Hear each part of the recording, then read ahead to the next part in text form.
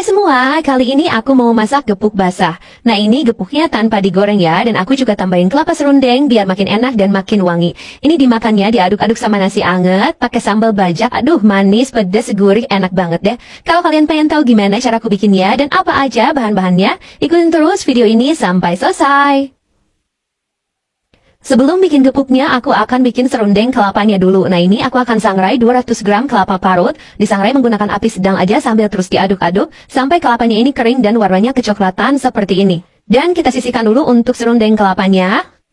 Nah untuk daging sapinya di sini aku pakai sekitar 500 gram. Daging sapinya akan aku presto dulu.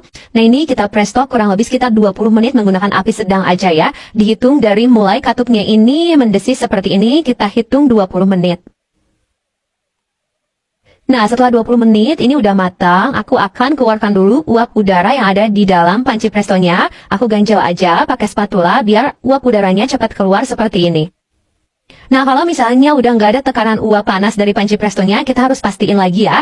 Nah, kalau udah nggak ada yang keluar uap panasnya, udah cukup, kita buka panci prestonya dan ini dagingnya udah matang. Langsung aja akan aku potong-potong.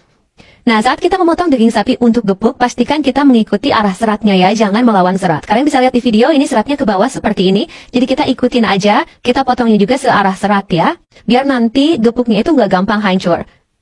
Kalian bisa lihat contohnya seperti di video. Lakukan semua sampai selesai. Setelah dagingnya dipotong-potong, sekarang kita pukul-pukul dagingnya biar agak tipis, agak pipih ya, biar nanti bumbunya pun gampang menyerap ke dalam gepuk. Nah, seperti ini. Jangan lupa dibalik, lalu dipukul-pukul lagi pelan-pelan aja ya. Lakukan semua sampai selesai. Sekarang kita bikin untuk bumbu gepuknya, aku pakai 75 gram lengkuas, tambahkan sedikit air lalu dihaluskan. Nah lengkuas ini aku blendernya terpisah karena nanti numis bumbunya pun beda ya. Nah ini kalau misalnya udah halus, kita sisihkan dulu. Nah sekarang kita bikin bumbunya, ada 5 siung bawang merah, 5 siung bawang putih, 3 butir kemiri, 2 buah cabai merah besar, 1 ruas jari jahe, 1/4 butir pala, 1 sendok teh merica, dan 2 sendok teh ketumbar. Aku juga tambahkan minyak biar ngeblendernya jadi lebih gampang. Nah ini kita blender bumbunya sampai halus. Nah kalau udah halus kayak gini udah cukup, bumbunya ini akan langsung aku tumis aja. Dan tambahkan daun salam juga 2 batang serai. Di sini kita tumis menggunakan api kecil aja sampai bumbunya matang ya. Di sini aku nggak tambahin minyak karena tadi pas ngeblender udah pakai minyak. Cuman kalau kalian merasa minyaknya kurang bisa ditambah sedikit lagi ya. Nah setelah bumbunya matang seperti ini, aku akan masukkan lengkuas yang tadi sudah kita blender. Lalu kita aduk hingga tercampur rata, kita tumis sebentar. Lalu kita masukkan daging sapi yang sudah kita geprek-geprek. Tambahkan juga kurang lebih 200 ml air. Lalu masukkan 1 sendok makan garam, 1 saset kaldu sapi bubuk, 3 sendok makan gula pasir, 50 gram gula merah, dan juga sedikit air asam jawa. Lalu kita aduk hingga tercampur rata, kita masak menggunakan api sedang aja sampai bumbunya ini meresap ke dalam daging, sampai airnya juga menyusut ya. Jangan lupa sesekali juga diaduk, biar matangnya merata, terus juga nggak kelupaan ya, biar nanti gepuknya nggak gosong. Nah ini udah mulai menyusut airnya, tapi aku masak sebentar lagi sampai lebih kering ya.